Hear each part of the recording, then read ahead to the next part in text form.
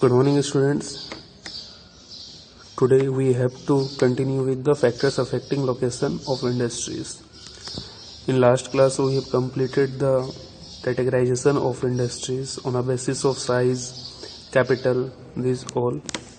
And now we will see what is the important factor during the establishment of the industries. Look.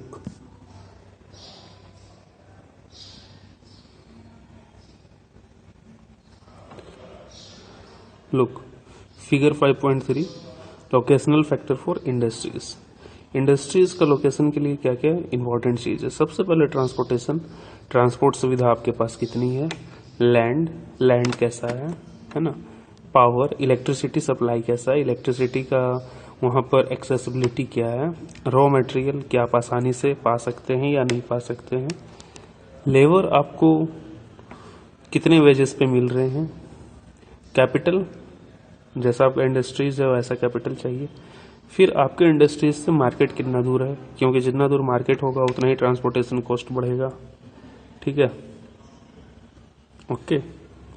तो ये सारे points को focus किया जाता है.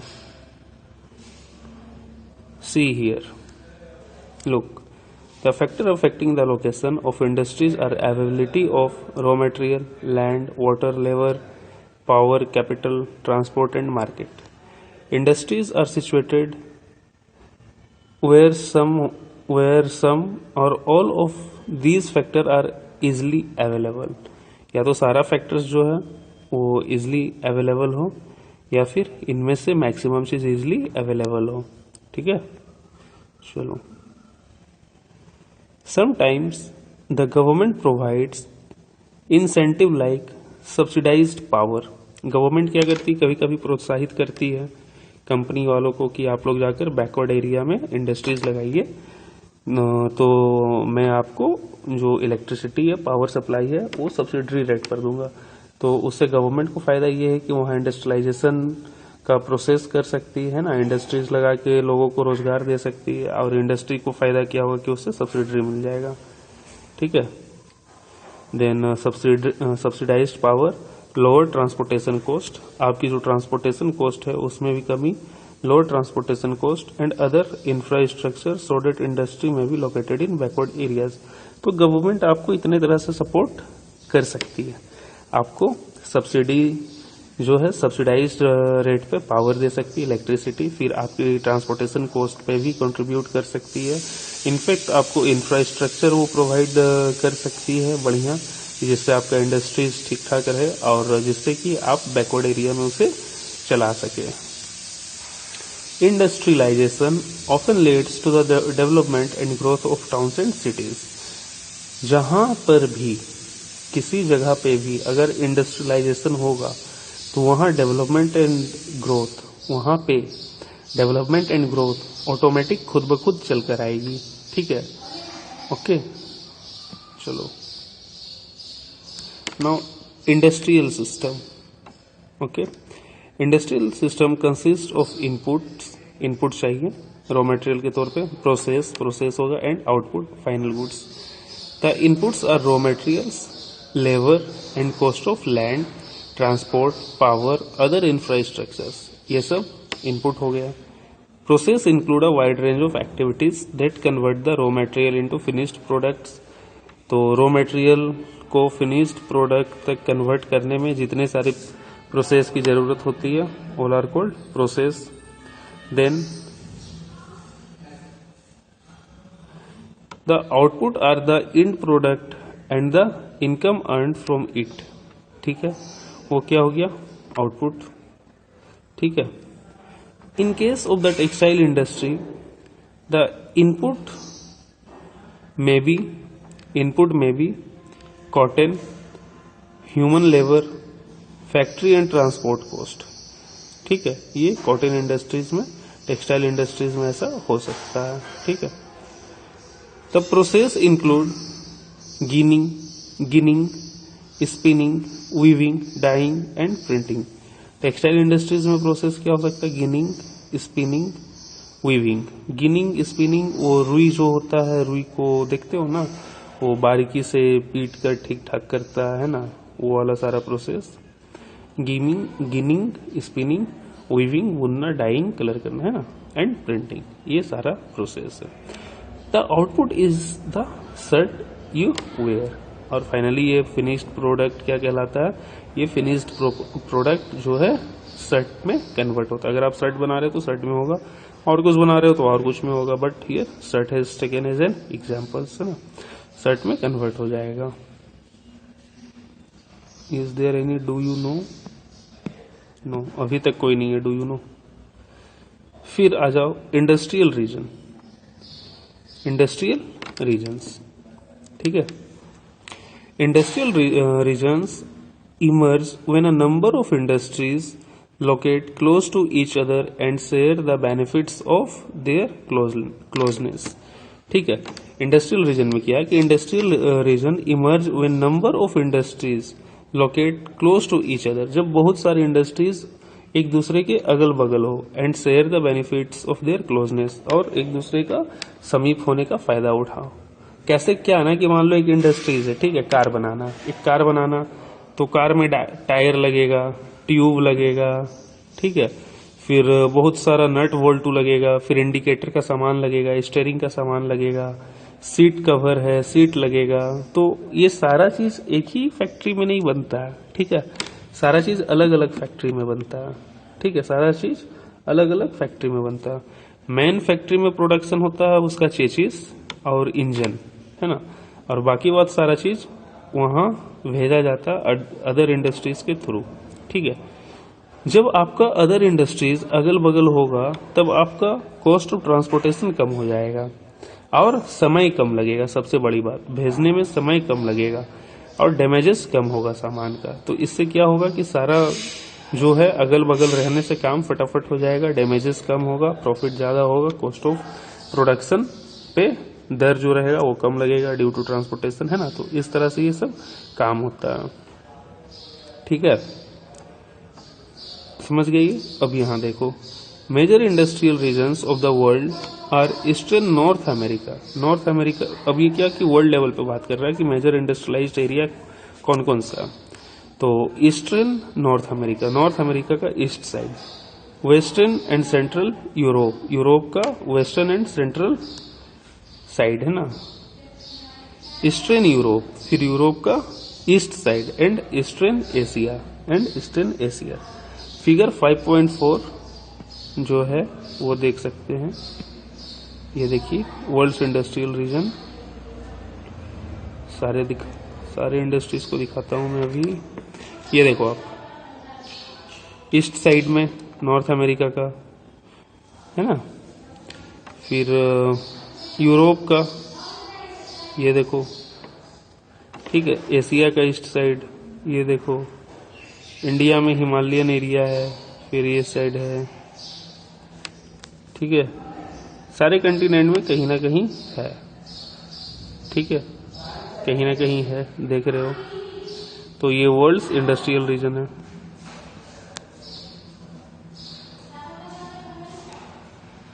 चलो आगे देखो, let it be clean. Major industrial regions tend to be located in the temperate areas. Maximum जो इंडस्ट्रियल रीजन है वो किस एरिया में लोग डालना चाहते हैं, किस एरिया में लगाना चाहते हैं। इंडस्ट्रीज का जो इस्टेब्लिशमेंट है वो जनरली टेम्परेट एरियाज में करना चाहते हैं, वो जनरली टेम्परेट एरियाज में करना चाहते हैं, ठीक है। फिर नियर सी पोर्ट, जहां से समुद्री रास्ता आसानी से हो, ठीक है, near sea port, and specially near coalfield, and near coalfield, ये सब जगह में से जो भी जगह मिल गई सुटेबल, वहां वो लोग इंडस्ट्रीज लगाएंगे।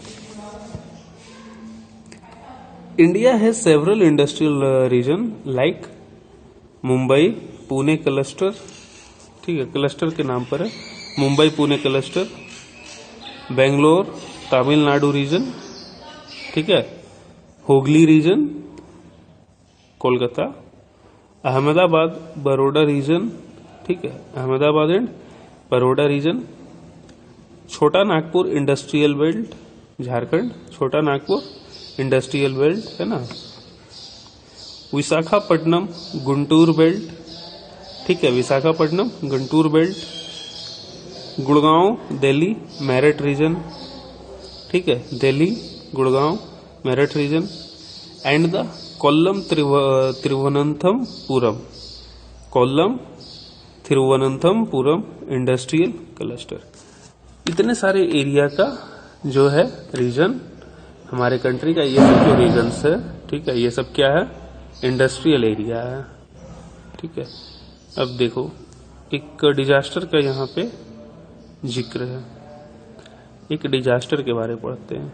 ये देखो फैक्ट्री है एक, Union Carbide factory, Carbide factory है ये। एक इंसिडेंट बहुत खतरनाक हुआ है, देखो,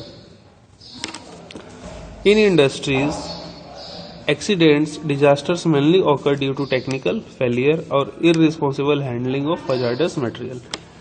तो किसी भी इंडस्ट्रीज में जो डिजास्टर्स है या एक्सीडेंट है वो क्यों होता है, अक्सर या तो टेक्निकल फेलियर हो, ठीक है, या फिर इररिस्पॉन्सिबल हैंडलिंग, मतलब कि सतर्कता से अपना काम नहीं करना है ना, गैर जिम्मेवार की तरह काम करना, ठीक है।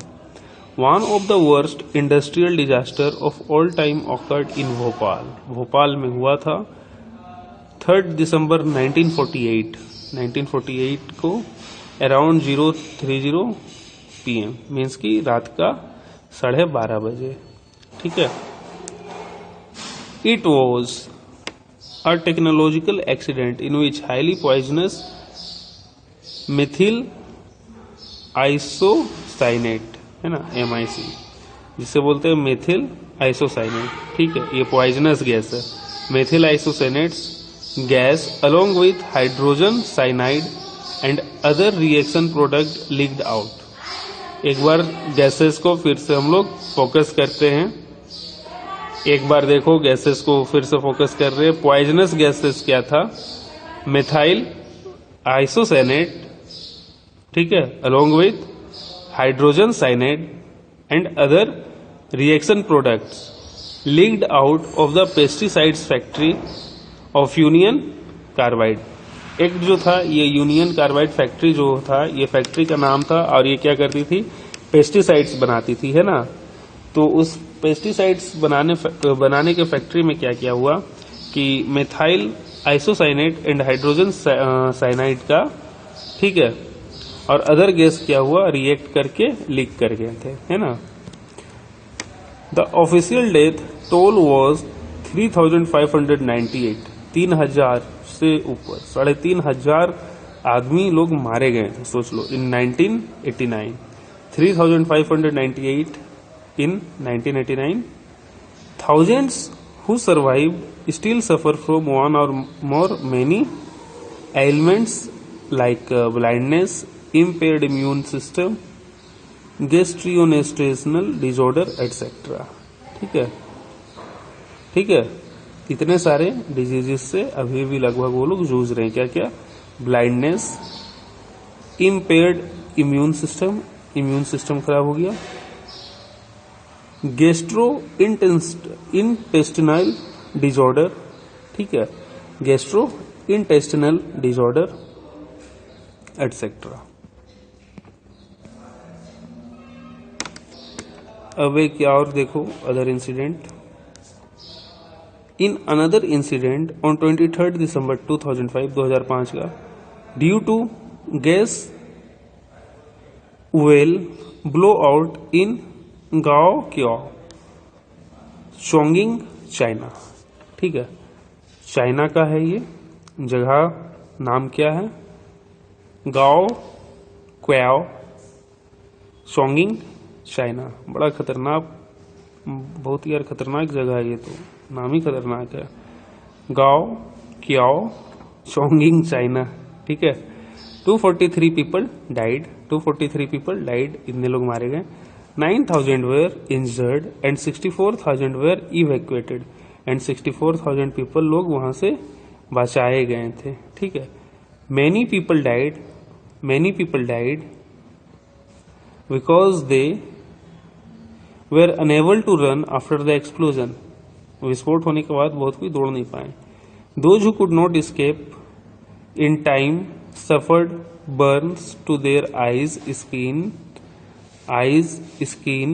lungs from the gas. ये सब में जलन हो गया है ना, जल गया ये सब।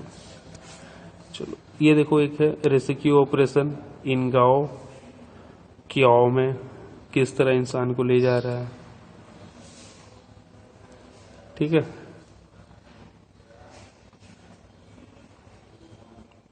चलो अब क्या है,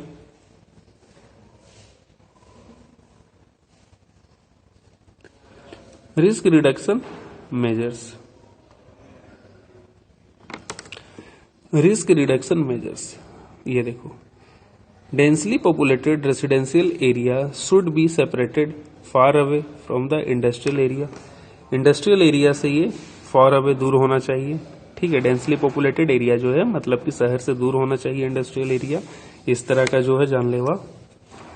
people staying in the vicinity of industries should be aware of the storage of toxin and hazardous substances and their possible effects in case if an incident occur, ठीक है। पीपल को पता होना चाहिए कि इस इंडस्ट्री में अगर कोई हजार्डस वर्क हो, हजार्डस सब्सटेंस यूज हो रहा, तो अगर इंसिडेंट हो जाए किसी तरह का, ठीक है, तो उससे क्या क्या साइड इफेक्ट हो सकता है। Fire warning and fighting system should be improve. Fire warning system और फायर फाइटिंग सिस्टम इम्प्रूव करना होगा। Storage capacity of toxic substances should be limited. जितने भी पॉइजनस चीज है, टॉक्सिक चीज है, उसका स्टोरेज जो लिमिटेड हो। Pollution dispersion qualities in the industries should be improve and pollution dispersion qualities जो है उसे सुधारना चाहिए।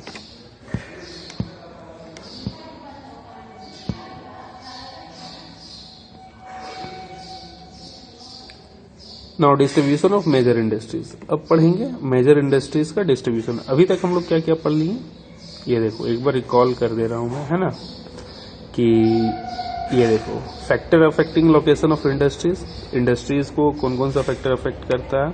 फिर इंडस्ट्रियल सिस्टम, इंडस्ट्रियल सिस्टम क्या है, ठीक है, रॉ मटेरियल चाहिए, प्रोसेस फिर होता है, फिर फिनिश्ड गुड्स आता है, ठीक है। फिर है industrial region in world, world में पढ़ लिए इंडस्ट्रियल रीजन। फिर इंडस्ट्रियल डिजास्टर पढ़ लिए। डेट मीन्स की इंडस्ट्रीज का जो भी बेसिक चीज है, क्या क्या उसका कंपोनेंट है, किस तरह वो काम करता है, बेसिक चीज, छोटा छोटा बुनियादी चीज हम लोग कर लिए हैं। अब क्या है, डिस्ट्रीब्यूशन ऑफ मेजर इंडस्ट्रीज। अब मेजर इंडस्ट्रीज का डिस्ट्रीब्यूशन देखना। एक डू यू नो है, यहाँ पे देख लो। Emerging industries are also known as sunrise industries, ठीक है। ये सब जो क्वेश्चन है बहुत सारा कंपटीशन में आता है, ध्यान से पढ़ा करना। Emerging industries are also known as sunrise industries, इसे सनराइज इंडस्ट्रीज के नाम से जानते हैं। दीज इंक्लूड इंफॉर्मेशन टेक्नोलॉजी, ठीक है, वेलनेस, हॉस्पिटैलिटी, नॉलेज। इस तरह का जो नया इंडस्ट्रीज है उसे सनराइज इंडस्ट्रीज कहते हैं, ठीक है। क्या क्या, आईटी का हो, इंफॉर्मेशन टेक्नोलॉजी, वेलनेस का हो, देन हॉस्पिटैलिटी का हो एंड नॉलेज का हो। चलो डिस्ट्रीब्यूशन ऑफ मेजर इंडस्ट्रीज देखो। The world's major industries are the iron and steel industries. क्या है major industries? Iron and steel industries, the textile industries and the information technology industries. तो world का जो major industries है वो लोग वो समझ गए कि क्या क्या है, क्या क्या है। आयरन है, स्टील है, टेक्सटाइल है, इंफॉर्मेशन टेक्नोलॉजीज है। The iron and steel and textile industry are the older industries while information technology is an emerging industries। पता ही है ना।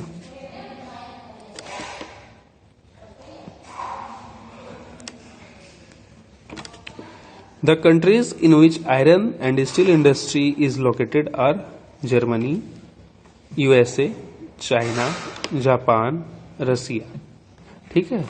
इस कंट्री में क्या है कि आयरन एंड स्टील इंडस्ट्रीज जो है वो ज़्यादा लोकेटेड है। कहाँ कहाँ?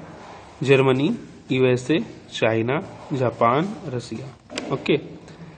Textile industry is concentrated in India. Textile industries कहाँ कंसंट्रेटेड है? In India. ठीक है। Hong Kong, south Korea, Japan and Taiwan. ठीक है। The major hubs of information technology industries are the Silicon Valley of central California and Bengaluru region of India. Information technology का सबसे बड़ा hub कहाँ है? सिलिकॉन वैली, जो कि सेंट्रल कैलिफोर्निया में है, और उसके बाद बेंगलोर रीजन जो इंडिया में है। ठीक है। चलो अब पहला स्टार्ट करते हैं, iron and steel industries. Like other industries, iron and steel industry too comprises various inputs, processes and outputs. ठीक है। This is a feeder industries। देखो फिर वर्ड आया है फीडर, पिछले लेक्चर में बताए थे फीडर बढ़िया से। This is a feeder industries whose products are used as raw material for other industries। समझ गए? फीडर इंडस्ट्रीज है जिसका रॉ मटेरियल है ना, feeder industries whose product are used as raw material for other industries, जो कि एक industry से निकलेगा उसका जो प्रोडक्ट वो दूसरे इंडस्ट्रीज के लिए रॉ मटेरियल का काम करेगा। ठीक है। The input for the industries include raw material such as iron ore. ठीक है। इंडस्ट्रीज को क्या क्या जरूरत है? Raw material such as iron ore, coal and limestone, along with labour capital. ठीक है। साइट एंड अदर इंफ्रास्ट्रक्चर ये है। The process of converting iron ore into steel involve many stages. बहुत सारे स्टेज है। ठीक है। जो आयरन ओर से स्टील कन्वर्ट किया जाता है। ठीक है। The raw material is put in the blast furnace whether it undergoes smelting. ठीक है। वेयर इट अंडरगोज स्मेल्टिंग, जहां स्मेल्टिंग का प्रोसेस में चला जाता है। It is then refined. The output obtained is steel which may be used by other industries as raw material. ठीक है। तो आप यहां देखो 5.3, ये देखो 5.5 है यार, 5.6 होना चाहिए। क्या लिखा हुआ है? 5.6। ये 5.5 देखो पहले, बहुत इंपॉर्टेंट है। 1 टन ऑफ स्टील के लिए क्या क्या रिक्वायरमेंट है? 8 टन ऑफ कोल, 8 टन कोयला, 4 टन ऑफ आयरन ओर। ठीक है। 4 ton iron ore, 1 ton of limestone, limestone. इतने सारी चीज मिलाएंगे मीन्स 8, 4, 12, 1, 13 टन सामान मिलाएंगे तब 1 टन ऑफ स्टील मिलेगा। सोचो स्टील कितना महंगा और कितना जटिल प्रक्रिया का बाद मिलता है ना। सोचो। ठीक है। अब ये देखो 5.6, ये क्या दिखा रहा है कि ये देखो आयरन ओर से स्टील जो है ब्लास्ट फर्नेस में किस तरह बनाया जा रहा है। ऊपर देखो आयरन और लाइमस्टोन एंड कोक डाला जा रहा है ब्लास्ट फर्नेस से। यहाँ स्लेग है उसका कचड़ा, मोल्टेन आयरन इस साइड आ जाएगा, हॉट एयर इधर है। ठीक है। सोच लो कितना ये हीट रहता होगा। चलो आगे आओ। यहां तक समझ गए? अब देखो steel is tough and it can easily be shaped, है ना। जो स्टील है उसे सिर्फ शेप कर सकते हैं, कट और मेड इनटू वायर, और वायर बना सकते हैं। ठीक है। Special alloys of steel can be made by adding small amount of other metals such as aluminium, nickel and copper. ठीक है, अदर मेटल्स भी बनाया जा सकता है, अदर मेटल्स भी बन जाएगा। ठीक है, special alloys of A steel can be made by adding small amount of other metals. Other metals को ऐड करके एक स्पेशल एलॉय भी स्टील का बन सकता है। उसमें जरूरत किस किस चीज की पड़ेगी? अल्यूमिनियम की, निकेल की एंड कॉपर की। Alloys give steel unusual hardness, और स्ट्रॉन्ग कर देता है एलॉयज, है ना, स्टील को। टफनेस और एबिलिटी टू रेसिस्ट रस्ट, और जंग लगने से बचाता है। ठीक है,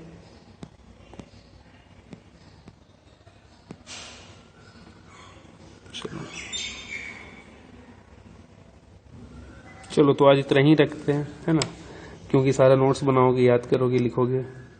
तो in this class we are living from here. From next class we will start from steel is often called backbone से, है ना, इस जगह से स्टार्ट करेंगे।